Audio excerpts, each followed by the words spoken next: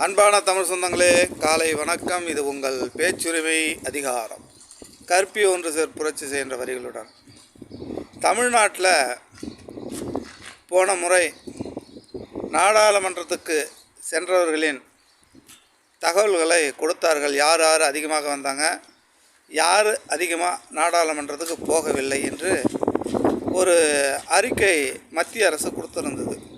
அந்த வகையில் வருகை பதிவேடு மிக மிக குறைவாக இருந்தவர் தமிழ்நாட்டிலிருந்து சென்ற அன்புமணி ராமதாஸ் எம்பி அவர்கள்தான். சமீபத்தில் பார்த்திங்கன்னா பத்திரிகையாளர்கள் அன்புமணி ராமதாஸ் அவர்களை பார்த்து ஒரு கேள்வி எழுப்புகிறாங்க. என்ன கேள்வி எழுப்புகிறாங்கன்னா, சார் நீங்கள் நாடாளுமன்றத்துக்கு வருகையேட்டில் நீங்கள் கம்மியாக போயிருக்கீங்களா, மத்திய அரசு அறிக்கை கொடுத்துருக்காங்கன்னு. அதற்கு அன்புமணி என்ன சொல்கிறாருன்னா, அன்புமணி அவர்கள் என்ன சொல்லியிருப்பாங்கன்னு நீங்கள் நினைக்கிறீங்க? என்ன சொன்னார்னு பார்க்கலாமா? வாங்க. தமிழ்நாட்டுக்குன்னு பட்ஜெட்டில் பேர் வந்திருக்கணும்னா தமிழ்நாட்டில் எப்படியாவது எங்களுக்கு ஒரு 25 எம்பி ஜெயிச்சு கொடுத்துருக்கணும். காரணம்லாம் இல்லை, சொல்கிறேன் நான், சும்மா ஒரு இதுவாக சொல்கிறேன். அன்புமணி அவர்கள் சொன்னதை கேட்டிங்களா? தமிழ்நாட்டுக்காகவும் தமிழ்நாட்டு பிரச்சனைக்காகவும் பேச வேண்டும் என்றால் தமிழ்நாட்டு மக்கள் அவர்கள் கட்சியிலிருந்து ஒரு 20 எம்பியை பாராளுமன்றத்துக்கு அனுப்பணுமா. அப்படி 20 எம்பி அனுப்புனாதான் இவர் அங்கே போயிட்டு பேசுவாராம். இது என்ன கொடுமை இது?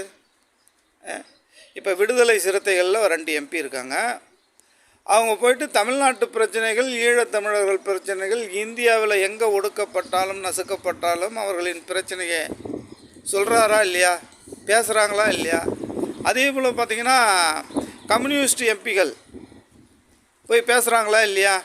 அதே போல் பார்த்திங்கன்னா இன்னும் கொங்கு மண்டலத்துலேருந்து ஒரு எம்பி போயிருக்காங்க, ஈஸ்வரன் அவர்களின் கட்சியிலிருந்து. அவங்க பேசுகிறாங்களா இல்லையா?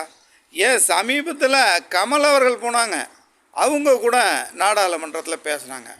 ஆனால் இந்த அன்புமணி அவர்கள் ஒரு நாள் கூட, ஒரு பொழுது கூட தமிழக பிரச்சனையை பேசவில்லை. ஏன் வன்னியர் அவர்களின் பிரச்சனையாவது இப்போ பேசுங்களேன். வன்னிய மக்கள் எவ்வளவு ஒடுக்கப்பட்டு இருக்காங்க, அவங்களுக்கு இடஒதுக்கீடு வேணும்னு சொல்கிறீங்கள, அந்த இடஒதுக்கீடை பற்றி நாடாளுமன்றத்தில் பேச வேண்டியது தானே? இல்லை பார்த்திங்கன்னா சாதிவாரி கணக்கெடுப்பு எடுக்கணும்னு சொல்லிக்கிட்டே இருக்கீங்க தொடர்ந்து. நீங்கள் அதை வரவேற்கத்தக்கது. நீங்கள் அதை பற்றி போய் பேச வேண்டியது தானே. ஆனால் ஒன்று கூட பேசக்கூடாதான், ஒன்றுமே பேச மாட்டாராம்.